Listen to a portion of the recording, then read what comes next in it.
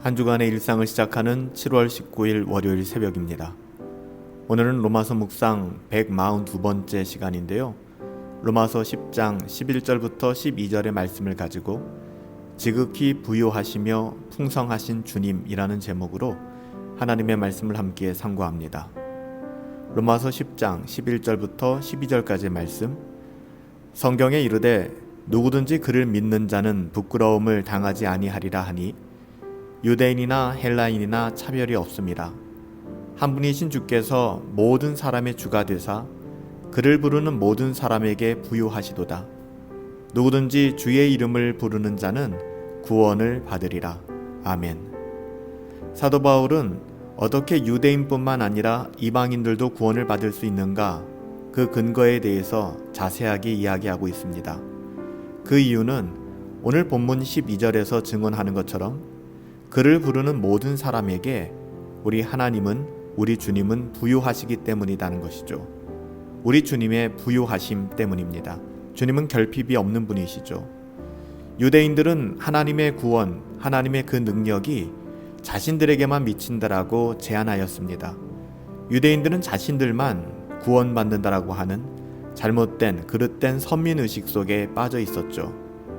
하나님의 능력이 자신들에게만 미친다라고 여겼습니다. 하지만 이것은 큰 오해였습니다. 우리 주님께서는 그를 부르는 모든 사람에게 부요하시기 때문이죠. 오늘 이 주제를 잘 보여주는 사건이 있는데요. 이 사건은 마가복음 7장에 기록되어져 있습니다. 우리가 잘 아는 사건이에요. 한 이방 여인이 어느 날 예수님 앞에 와서 엎드렸습니다.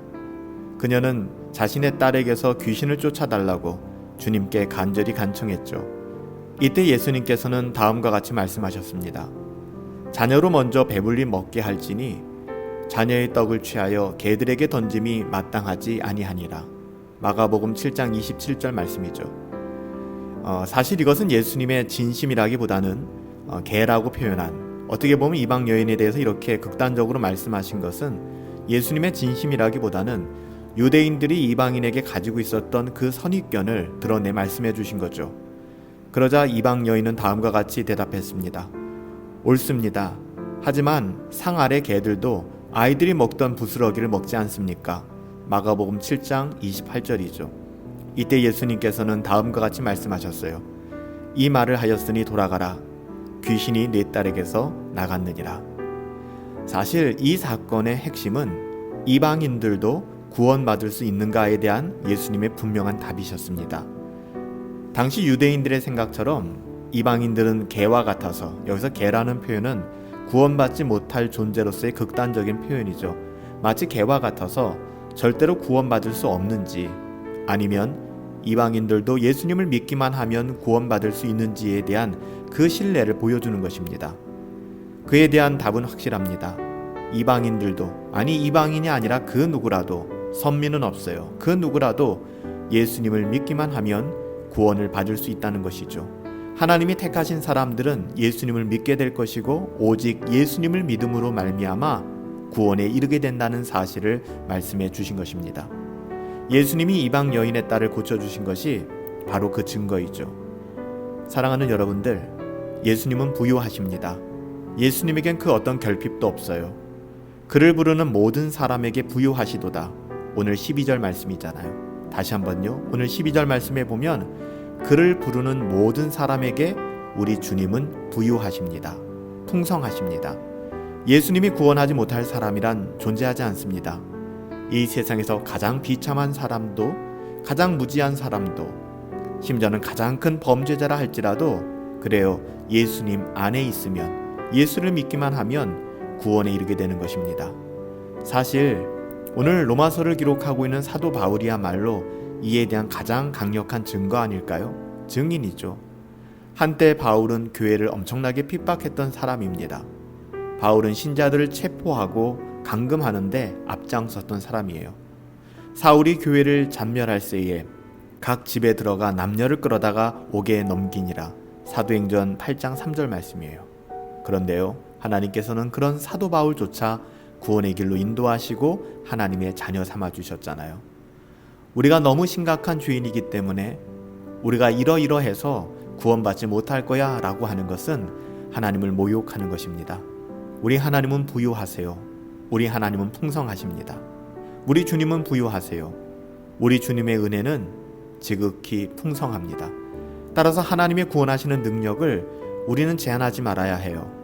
오늘 이 새벽 어렵고 힘든 또 하루를 시작하지만 혹시 우리 가운데 나는 안 돼, 난 너무 멀리 왔어, 나는 너무 악한 사람이야, 그로 말미암아 혹시 하나님께로 돌아가기를 포기하고 또 하나님의 은혜를 제한하며 그냥 실망하고 좌절한 나의 어떠함 속에 머무는 혹시 그런 분들이 계십니까?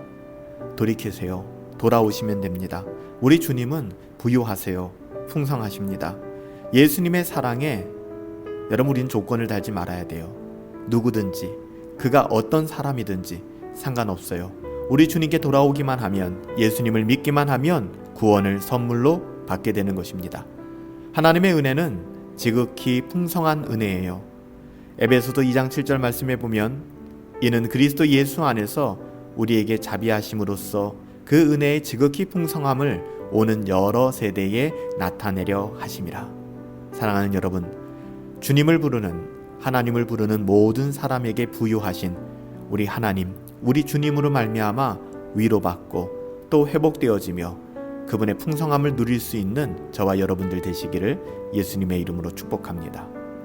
살아계신 아버지 하나님, 하나님의 은혜는 풍성한 은혜인 줄 믿습니다. 하나님의 구원하시는 능력은 풍성한 능력인 것을 믿습니다. 하나님께서는 가장 추악한 범죄자도 구원하실 수 있음을 믿습니다. 나 같은 죄인을 살리신 주님, 살아계신 아버지 하나님, 그러므로 말미암아 하나님의 풍성한 은혜를 누리게 하시고 그 풍성한 은혜를 하나님 우리의 삶의 모든 영역에서 전하며 살 수 있도록 하나님 우리의 영혼을 붙들어 주시옵소서. 하나님의 풍성한 사랑, 그 은혜를 우리가 만나는 모든 사람들에게 드러내고 증거하며 나눌 수 있게 되길 원합니다. 우리에게 주어진 삶, 우리에게 주어진 시간, 오직 은혜의 복음을 전하며 그 은혜의 복음에 증인된 삶 살아갈 수 있게 되기를 간절히 소원하옵고 존귀하신 예수님의 이름으로 기도하옵나이다. 아멘. 사랑하는 여러분들, 주님은 지극히 부유하십니다. 풍성하세요.